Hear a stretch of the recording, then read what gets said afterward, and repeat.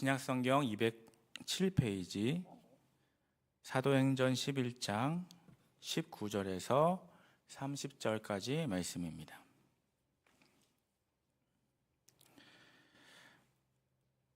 한 절씩 저와 여러분께서 교독하시겠습니다. 제가 먼저 19절 말씀을 읽겠습니다. 그때 스데반의 일로 일어난 환란으로 말미암아 흩어진 자들이 베니게와 그브로와 안디옥까지 이르러 유대인에게만 말씀을 전하는데 그 중에 그브로와 구레네 몇 사람이 안디옥에 이르러 헬라인에게도 말하여 주 예수를 전파하니 주의 손이 그들과 함께 하심에 수많은 사람들이 믿고 주께 돌아오더라.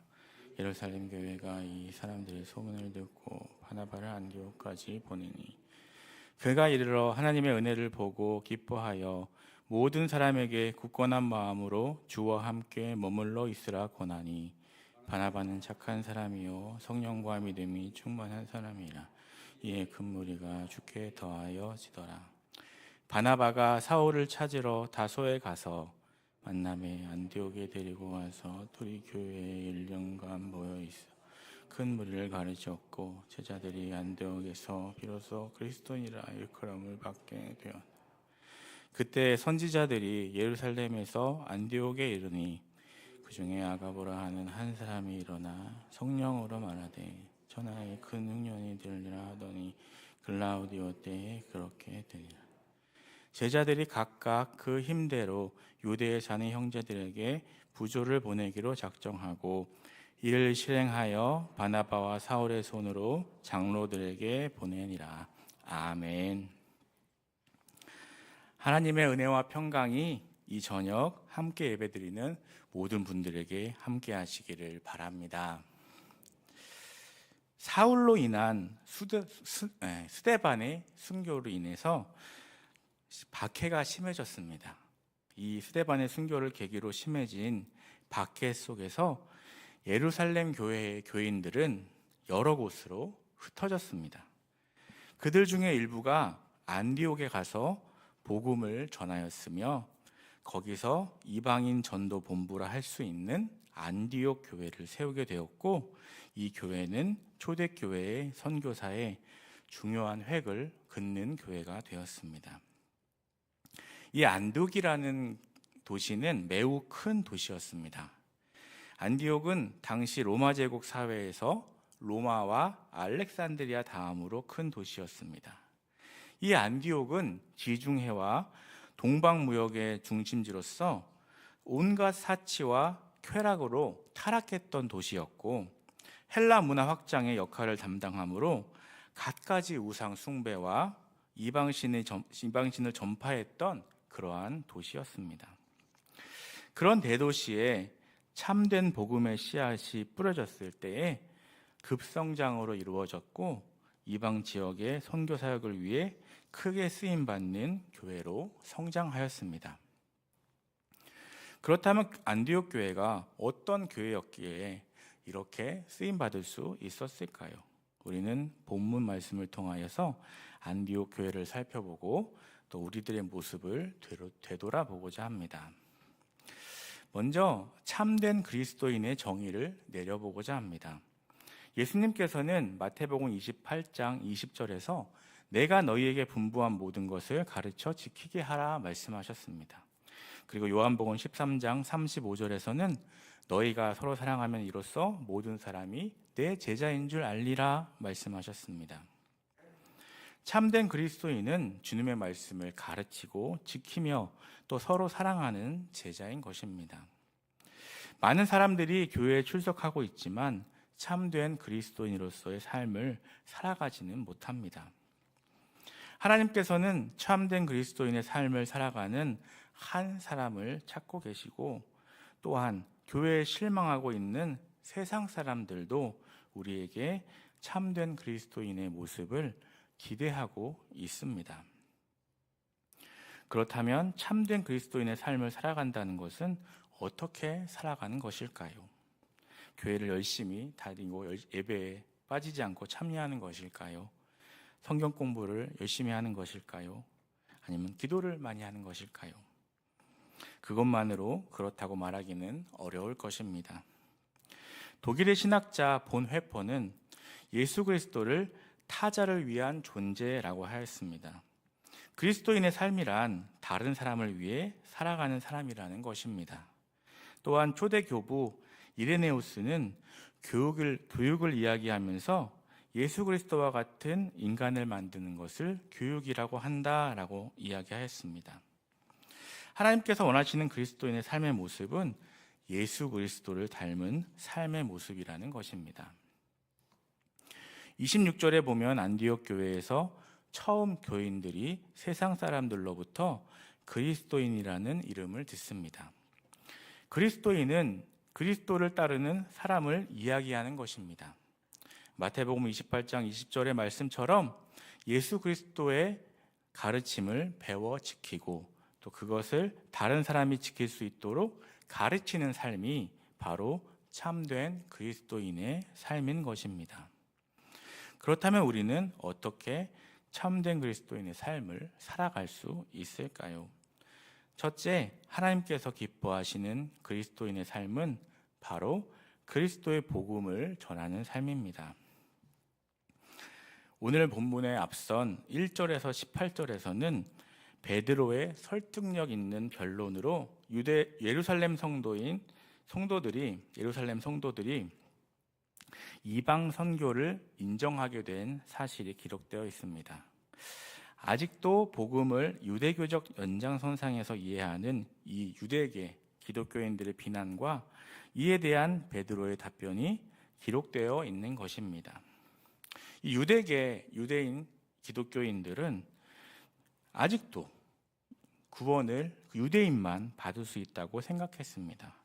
복음을 받아들였으면서도 그 선민사상에 자기들이 택한 백성이라는 사실을 인정하지 못하고 그 선민사상에 빠져서 이방인들이 복음을 받아들이는 것에 그렇게 좋게 시선을 당하지 않고 오직 구원을 유대인들만 받을 수 있다고 생각했던 것이었습니다. 본서에 고넬료의 회심 기사가 거듭 강조하여 기록된 것은 여기에 중요한 의미가 내포되어 있기 때문입니다. 즉 고넬료의 회심은 복음의 확장뿐만 아니라 유대교 그리스도인들의 반응 때문에도 저자 누가가 중요한 사건으로 지목했던 것이었습니다. 이방인들이 세례를 받았다는 소식을 들은 할례자들은 베드로가 예루살렘으로 올라오자 그의 처사가 옳지 않은 일이라고 지적합니다.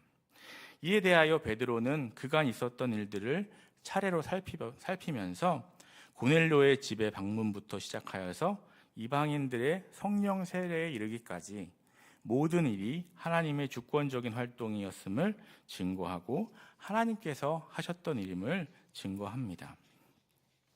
이로써 유대인들도 서서히 하나님께서 이방인들에게도 생명을 얻는 회개를 주심을 깨달아 갑니다. 그리고 이어지는 오늘 본문에서 실제 이방 선교의 전초기지가 된 안디옥 교회의 설립과 부흥의 역사가 소개되고 있는 것입니다.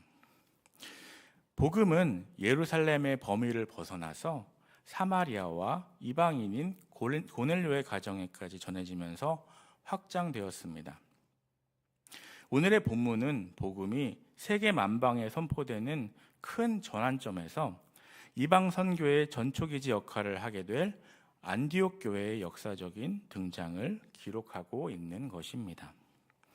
스데반의 순교 이후 예루살렘에 있는 교회가 큰 핍박을 당한 결과로 인해서 사도 외에는 다 유대와 사마리아 모든 땅으로 흩어졌습니다. 오늘 말씀의 19절과 20절에서도 이 흩어진 자들이 말씀을 전했습니다. 하지만 아직까지 그들의 복음은 유대인들만의 복음이었습니다.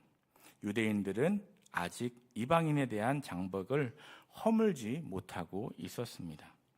유대인들에게 복음은 오직 선택된 유대인들에게만 허락된 것이었습니다. 그런데 20절을 보면 드디어 헬라인들에게 본격적으로 복음이 전해지기 시작됩니다. 20절에 나오는 구브로와 구레네 몇 사람은 구브로와 구레네에서 태어나 살고 있었던 유대인들을 말하는 것입니다. 구브로와 구레네 유대인들은 헬라인들과 함께 살아가고 있었습니다. 그들은 다른 유대인들과 달리 복음이 유대인들에게만 허락된 것이라고 생각하지 않았습니다. 그래서 자신의 친구들에게 복음을 전했습니다. 그러자 놀라운 일이 일어났습니다. 수많은 사람이 믿고 주께 돌아오게 된 것입니다. 우리도 이와 같이 복음을 전해야 합니다. 하나님은 구원의 축복을 나만 가지고 있는 것을 기뻐하지 않으십니다. 하나님의 축복이 다른 사람에게 전해지는 것을 원하십니다. 또한 하나님께서는 모든 사람에게 전해지는 것을 원하십니다. 하나님이 기뻐하시는 전달은 내가 원하는 사람에게만 전하는 것이 아닙니다. 내가 좋아하지 않는 사람일지라도, 심지어 싫어하는 사람일지라도 하나님의 구원의 축복은 전달되어야 합니다. 유대인들처럼 우리만의 구원의 축복이 되어서는 안 되는 것입니다. 모든 사람들에게 복음이 전해졌을 때 수많은 사람들이, 헬라인들이 복음을 듣고 주께 돌아왔던 것처럼 우리 주변의 많은 사람들이 주님을 믿고 주님 앞으로 돌아올 수 있게 될 것입니다. 사해라고 불리는 바다가 있습니다. 이 바다의 특징은 아무 생물도 살 수 없다는 바다라는 것입니다. 그래서 이름도 죽은 바다라는 의미의 사해로 불리고 있습니다. 이 사해가 죽은 바다가 될 수밖에 없는 이유는 받기만 하고 흘려보내지 못하기 때문입니다. 요르단강이 흘러가나 물이 빠져나가는 곳은 없습니다. 유입되는 물이 증발되어서 염분이 바다의 5배나 되어 아무 생물도 살 수 없는 죽은 바다가 되었습니다. 우리도 이렇게 복음을 받기만 하고 전하지 않는 삶을 살아간다면 결국 우리는 그리스도인으로서 죽은 그리스도인이 되고 말 것입니다. 우리는 전해야 합니다. 둘째로 하나님께서 기뻐하시는 그리스도인의 삶은 바로 삶으로 예수 그리스도를 보여주는 삶입니다. 나의 삶으로 그리스도를 나타내고 증거하는 삶인 것입니다. 예루살렘 교회는 안디옥에 예수 그리스도의 복음이 전해져서 이방인 중에 죽게 돌아오는 사람이 많다는 소문을 듣고 바나바를 안디옥에 보내게 됩니다. 베드로를 통한 경험으로 이방인에 대한 편협한 편견을 버렸기에 바나바를 안디옥까지 보낼 수 있었습니다. 24절에 바나바를 착한 사람이요 성령과 믿음이 충만한 사람이라고 이야기하고 있습니다. 바나바는 훈계와 위로의 아들이라는 뜻을 가지고 있습니다. 본명은 요셉인데 사도들에 의해서 바나바라는 별명이 붙여졌습니다. 그는 구브로 섬 출신의 레위인으로서 바울이 구브로와 비시디아 본도에서 선교할 때 동역자로 함께 했습니다. 안디옥의 헬라인들에게 복음이 전하였을 때 수많은 사람들이 주께 돌아오게 되었습니다. 그런데 그곳에 착하고 성령과 믿음이 충만한 사람 바나바가 함께 했을 때 큰 무리가 주께 더하여지는 놀라운 역사가 이루어지게 됩니다. 우리는 바나바를 통하여서 그리스도인의 본질을 찾아볼 수 있습니다. 그리스도인은 바로 예수 그리스도를 따라서 살아가는 사람을 뜻합니다. 예수 그리스도의 성품이 드러나는 사람이 바로 그리스도인인 것입니다. 바나바는 일찍부터 그리스도인이었습니다. 바나바는 착한 사람이요 성령과 믿음이 충만한 자였습니다.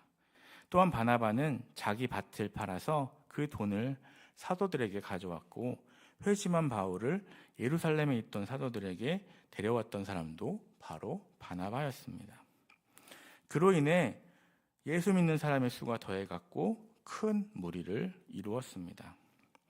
착한 바나바를 통해 예수 그리스도의 모습을 보았기 때문이었습니다. 바나바를 통해 예수님의 모습을 본 안디옥의 많은 사람들이 주님을 믿게 된 것입니다. 오래전 어느 오지에 선교사 한 사람이 파송되었습니다. 그 선교사는 선교회의 사명인 성경을 번역하는 사역을 맡았습니다. 그러나 안타깝게도 그분에게는 언어에 대한 재능이 없었습니다.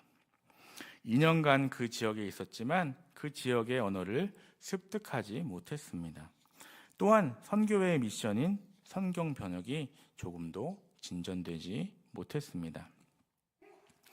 2년이 지나 선교부에서는 그를 본국으로 소환하였고 그의 후임으로 언어에 능통한 선교사가 파송되었습니다.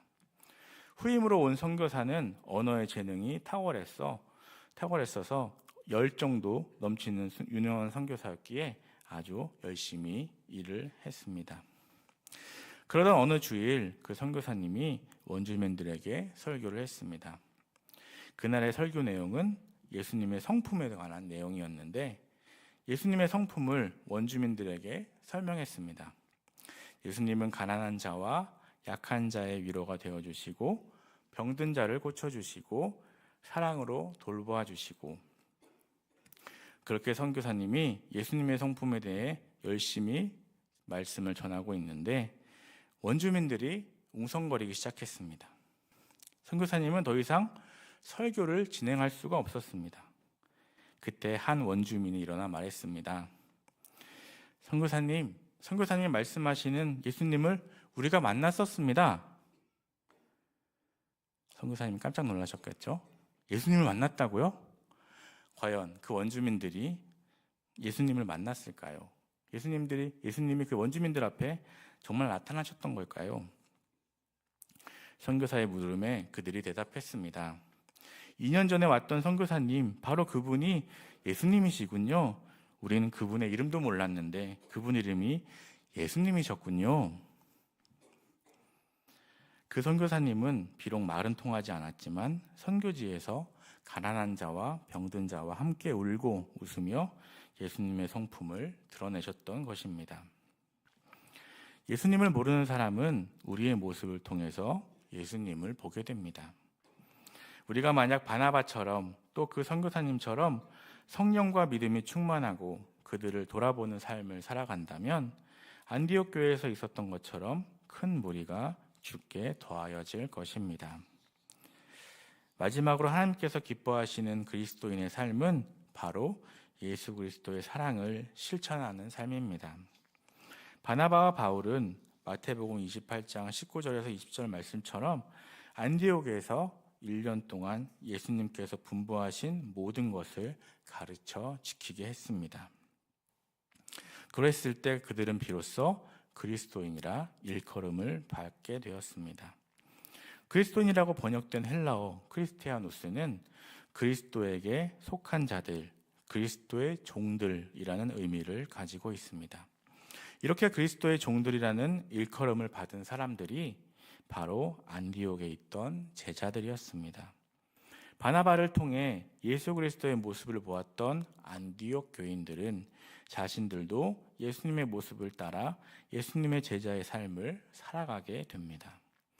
예수님의 제자의 삶을 살아가는 안디옥 교회에 선지자들이 오게 되는데 그 선지자 중에 아가보라고 하는 한 사람이 천하에 큰 흉년이 들게 될 것이라고 예언을 합니다.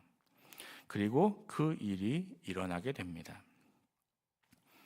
안디옥 교회의 교인들이 성숙한 자들이었음을 나타내는 다른 증거는 그들이 이웃의 어려움을 돌아보았다는 사실입니다.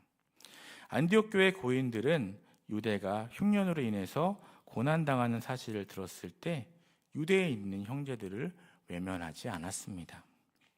그들은 유대에 있는 형제들을 돕기로 결정하였고 힘대로 헌금하였습니다. 여기서 우리가 주목해야 할 사실은 힘대로라는 표현입니다. 그것은 자신의 능력대로 했음을 의미합니다. 안디옥 교회 교인들이 최선을 다하여 도왔음을 의미하는 것입니다. 이는 예수의 제자들이 오순절에 성령의 임재를 체험하고 자신의 소유를 팔아 필요에 따라 나누어 가졌던 것들을 생각나게 합니다. 예루살렘 교회처럼 안디옥 교회도 자신의 능력대로 최선을 다해서 유대에 있는 고난당하는 형제들을 도왔습니다. 이것이 바로 성숙한 교회의 모습입니다. 안디옥 교회의 교인들은 자신들의 평안과 풍족함만을 추구하지 않았으며 타인의 어려움을 외면하지 않고 최선을 다해서 돌아보았습니다. 야고보는 이렇게 실천하는 신앙에 대해서 다음과 같이 말하고 있습니다. 야고보서 2장 1절에 이렇게 말씀하고 있습니다. 만일 형제나 자매나 헐벗고 일용할 양식이 없는데 너희 중에 누구든지 그에게 이르되 평안히 가라, 더웁게 하라, 배부르게 하라 하며 그 몸에 쓸 것을 주지 아니하면 무슨 이익이 있으리요? 이와 같이 행함이 없는 믿음은 그 자체가 죽은 것이라. 아멘. 참되고 성숙한 신앙은 바로 이와 같이 이웃에 대한 사랑의 표현으로 나타납니다. 그리고 그때 그리스도의 복음은 더욱더 강력한 위력을 가지고 전파됩니다. 여러분 혹시 두레에 대해서 아십니까?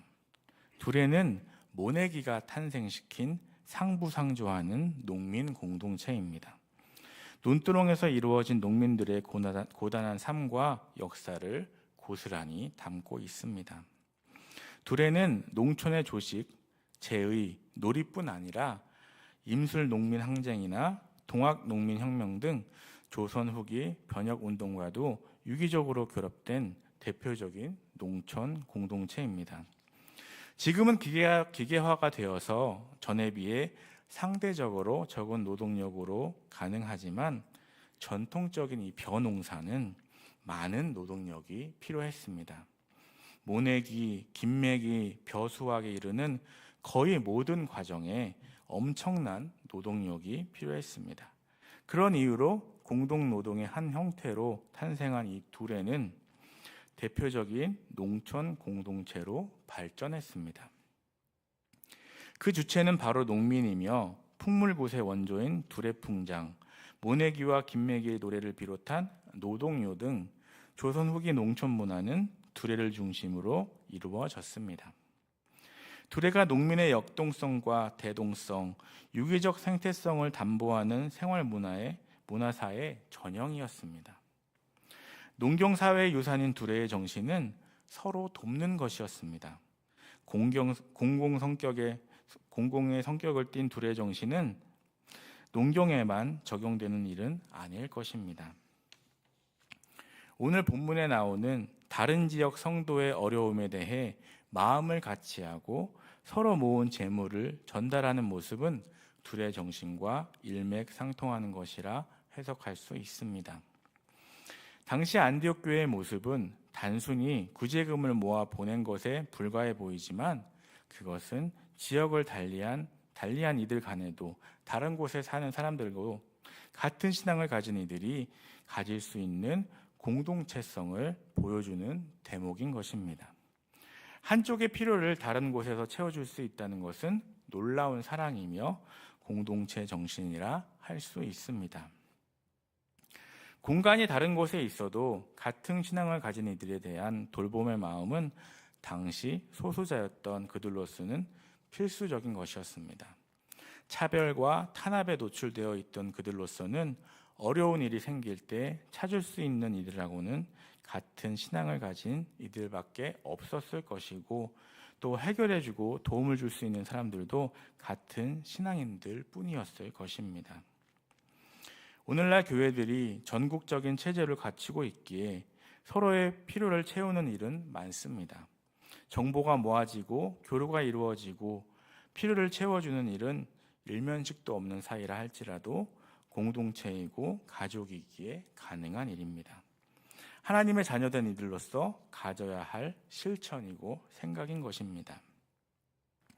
같은 하나님을 섬기는 또 같은 예수 그리스도를 머리로 모신 교회의 일원으로 같은 지향점을 향해 가는 성도로서 당연한 모습이며 우리가 본받아야 할 점입니다.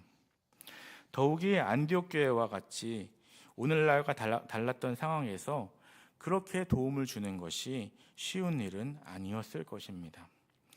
유대 공동체의 눈밖에 난 이들의 입장에서 사회적인 지위가 높지 않았을 것이라는 짐작이 가능하고, 그러다 보니 경제적 형편이 어려웠을 것이라 짐작할 수 있기 때문입니다. 경제적인 윤택함이 없던 그들에게 있어서 구제금을 서로 나누는 일이 만만치 않은 일이었을 것입니다. 유대 공동체에서 밀려나 있는 그리스도인들의 마음 나눔은 참으로 소중한 전통이 된 것이고, 그런 사랑이 예수 그리스도에서 기인하는 것이라는 사실은 오늘날 우리에게 참 고마운 일입니다. 그 모습을 닮아가는 것이 제자가 되는 길이 아니겠습니까? 분명 안디옥 교회 교인들도 어려웠을 것입니다. 하지만 안디옥 교인들은 각각의 힘대로 유대에 사는 형제들에게 도움을 주기로 하고 바나바와 사울의 손으로 예루살렘 교회에 보내게 됩니다. 이들을 성경에서는 제자들이라고 표현하고 있습니다. 예수 그리스도를 따라 살아가는 참된 제자의 모습은 다른 사람들의 어려움을 보고 지나치지 않고 돕는 삶을 살아가는 것입니다. 요한복음 13장 34절에서 35절에서 예수님은 이렇게 말씀하고 계십니다. 새 계명을 너희에게 주노니 서로 사랑하라. 내가 너희를 사랑한 것 같이 너희도 서로 사랑하라. 너희가 서로 사랑하면 이로써 모든 사람이 너희가 내 제자인 줄 알리라. 아멘. 예수 그리스도의 삶의 모습을 따라 살았던 안디옥 교인들은 그리스도의 참된 제자의 모습을 사랑으로 실천하였습니다.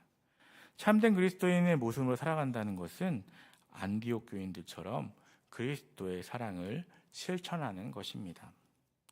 우리가 그리스도의 사랑을 실천할 수 있는 방법은 여러 가지가 있습니다. 그중 한 가지는 어려운 이웃을 돕는 것입니다.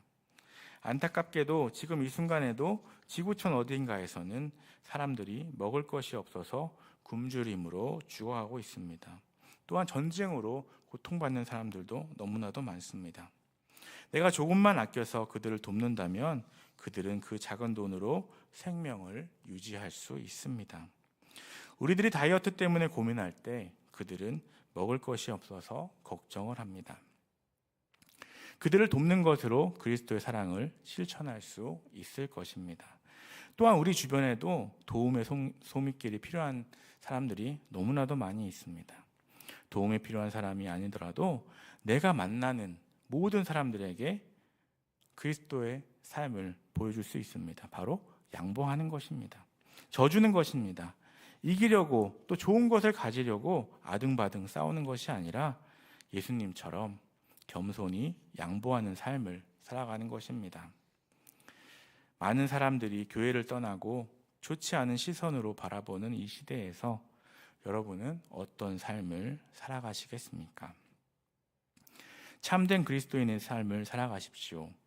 내가 손해보더라도 양보하며 겸손하게 그리스도를 전하고 예수님의 모습을 살아가며 그리스도의 사랑을 실천하는 저와 여러분 되시기를 간절히 소망합니다. 이 시간 우리 함께 기도하시겠습니다. 먼저 회개하기 원합니다. 주님의 크신 사랑으로 구원받고 자녀가 되었지만 주님의 자녀답게 제자답게 살지 못하고 또 삶에서 주님을 나타내는 삶을 살지 못했음을 먼저 회개하고 겸손하게 그리스도를 전하고 예수님의 모습을 따라 살아가며 그리스도의 사랑을 실천하는 참된 그리스도인의 삶을 살아갈 수 있도록 그렇게 인도해 주시도록 우리 함께 기도하시겠습니다. 아버지 하나님 감사합니다. 저희들 이 새벽에 이 저녁에 만나게 하시고 예배하게 하시고 함께 기도하고 예배드릴 수 있도록 해주시면 감사를 드립니다. 아버지 하나님 주님의 크신 사랑으로 구원받고 자녀가 되었지만 주님의 자녀답게 제자답게 살지 못하고 삶에서 주님을 나타내는 삶을 살지 못했음을 회개합니다. 아버지 하나님 용서하여 주시옵소서. 아버지 하나님 주님께서 우리를 통해서 삶을 보여주시고 아버지 삶으로 나타냈지만 아버지 우리의 삶으로 예수님을 보여주지 못하고 아버지 그렇게 내 마음대로 살고 주님의 영광을 나타내지 못했음을 고백합니다. 아버지 하나님 용서해 주시고 주시옵소서.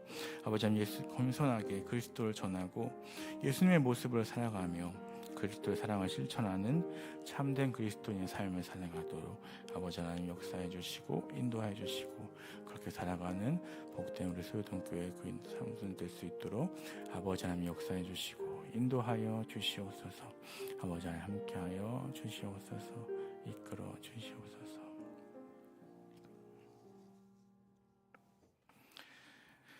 사랑의 하나님, 오늘의 말씀을 통하여 깨달아 알게 하시고 새롭게 하시니 감사합니다.